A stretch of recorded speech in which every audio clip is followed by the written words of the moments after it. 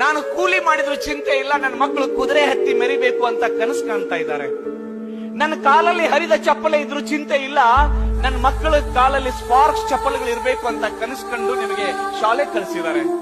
ನನ್ನ ಮೈ ಮೇಲೆ ಹರಿದ ಬಟ್ಟೆ ಇದ್ರು ಚಿಂತೆ ಇಲ್ಲ, ನನ್ನ ಮಗ ನನ್ನ ಮಗಳು ರಾಜ್ಕುಮಾರಿ ತರ ಇರಬೇಕು ಅಂತ ಹೇಳಿ ಚಂದದ ಡ್ರೆಸ್ ಅನ್ನ ಕೊಟ್ಟು ನಿಮಗೆ ಯಾವುದೇ ಕೆಲಸಕ್ಕೆ ಹಚ್ಚದೆ ಓದ್ಬೇಕು. ನನ್ನ ಬದುಕು, ನನ್ನ ಮನೆತನದ ಬದುಕು ನನ್ನ ಮಕ್ಕಳಿಂದ ಬದಲಾಗಬೇಕು. ನನ್ನ ಮಗ ನನ್ನ ಕುಟುಂಬಕ್ಕೆ ಆಧಾರ ಆಗ್ಬೇಕು.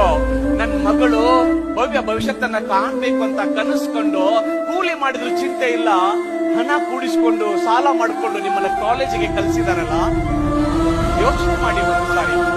ಆ ತಾಯಿಯ ಋಣವನ್ನ ತೀರಿಸ್ಬೇಕಲ್ವಾ? ಆ ತಂದೆಗಳ ಋಣವನ್ನ ನೀವು ತೀರಿಸ್ಬೇಕಲ್ವಾ? ನಿಮಗೆ ಜ್ಞಾನದ ಭಿಕ್ಷೆಯನ್ನ ಕೊಟ್ಟಿರುವ ಗುರುವಿನ ಋಣ ತೀರಿಸ್ಬೇಕಲ್ವಾ? ಹಾಗಿದ್ರೆ ಏನ್ ಮಾಡ್ಬೇಕು ಅಂತ ಒಂದು ಡಿಸೈಡ್ ಮಾಡಿ ಸ್ಟೂಡೆಂಟ್ಸ್. ಆ ಅಪ್ಪ ಅಮ್ಮನ ಋಣವನ್ನು